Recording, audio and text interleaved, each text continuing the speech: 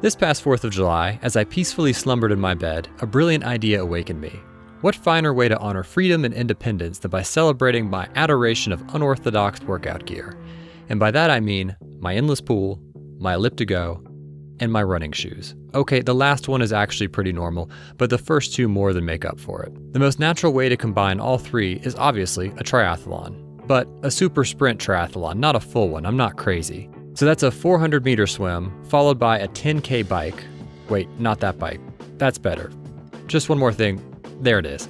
And finally, end on a 2.5K run. Time to get going. I think I'm most nervous about the heat. I think we waited maybe a little bit too long to get out there. Pool part should be fine. Bike shouldn't be bad either. The run's gonna be tough.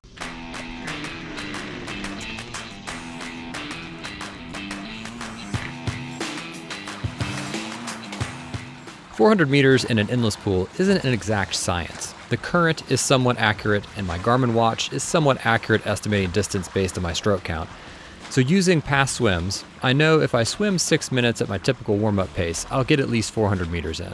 So that's what I did. In hindsight, I probably should have swum at a faster pace than my typical warm-up, but I didn't want to go out too hard.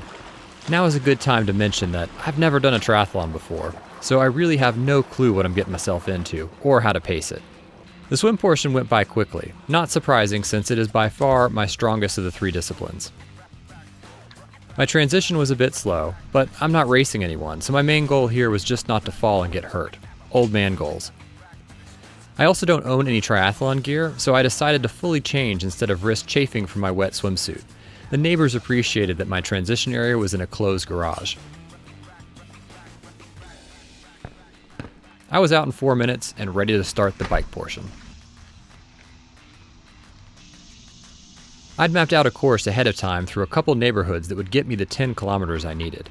If you're wondering why on earth I'd choose to bike on an ElliptiGO instead of a more traditional road bike, the answer is I have knee issues that prevent me from riding a normal bike. But even if I didn't, I really do love the ElliptiGO. Riding it often elicits amusing stares from passers-by, but it's a blast, and the intensity of the workout makes it worth it. The ElliptiGO is more demanding overall compared to a traditional bike. For starters, it weighs 44 pounds, and the upright stance generates a lot of wind resistance, which makes it more challenging. The heat started to play a factor at the end of the bike ride. The last half mile was a lot of uphill, and my heart rate was definitely up. Even at 9 a.m., it was already well into the 80s and loads of sun. I was pretty hot as I finished. Thank goodness for the water bottle.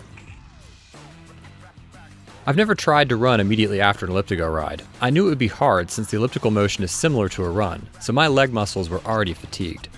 But I wasn't quite prepared for how it would feel. The first couple hundred meters felt very disconnected from my body. I knew I was running, and my legs looked like they were making a running motion, but nothing about it felt normal. Eventually, things settled in, but my pace was much slower than usual. And it was hot, so hot. I was constantly wiping away the sweat before it would get into my eyes. Typically when I go for a run, I do a 5K, so I thought the super sprint distance of 2.5 kilometers would be a breeze, but I was wrong. That 1.5 miles inched by. My heart rate was in the highest zone for nearly the entire time. If I wasn't recording the effort, I may have stopped early. The finish just couldn't come soon enough. As I crossed the 2.5 kilometer mark, I was just happy it was over.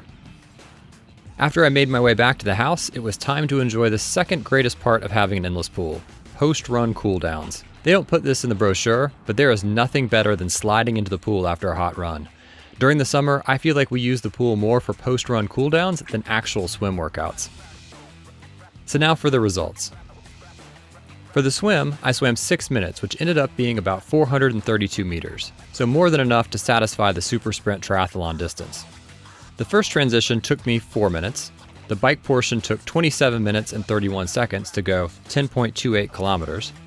The second transition took 1.5 minutes, and finally, the run took 13 minutes and 12 seconds to go 2.5 kilometers. My total time was 52 minutes and 18 seconds. I'm pretty sure that's a world record for sprint triathlon using an endless pool in ElliptiGO. Or put another way, after lots of searches, I couldn't find any results for anyone using an endless pool and an ElliptiGO for a super sprint triathlon, or really any triathlon. But if you can, comment below. So now the real question, would I do it again? Maybe, Not anytime soon, and definitely not in the July heat. Maybe fall or spring. Stay tuned to find out.